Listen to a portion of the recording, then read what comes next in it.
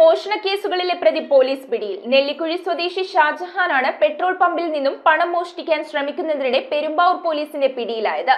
പ്രതിയെ കോടതിയിൽ ഹാജരാക്കി റിമാൻഡ് ചെയ്തു.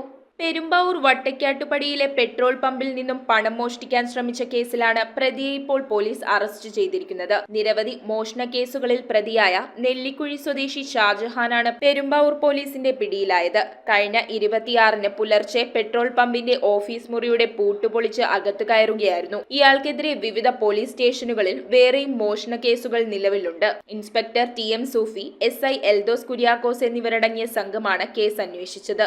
പ്രതിയെ കോടതിയിൽ ഹാജരാക്കി റിമാൻഡ് ചെയ്തു. News bureau, Perumbavoor. Deepavali bonus വല്ലതും കിട്ടിയോ? എന്റെ മോള് എന്റെ നാട്ടിലെ ആദ്യത്തെ പൈലറ്റായി. അവളുടെ അഡ്മിഷന്റെ നേരത്ത് എനിക്ക് കൈത്താങ്ങായത് മണപ്പുറം ഗോൾഡ് ലോണാണ്. മണപ്പുറം ഗോൾഡ് ലോൺ പണയം വെക്കുന്ന ദിവസങ്ങൾക്ക് മാത്രം പലിശ ഈടാക്കുന്നു.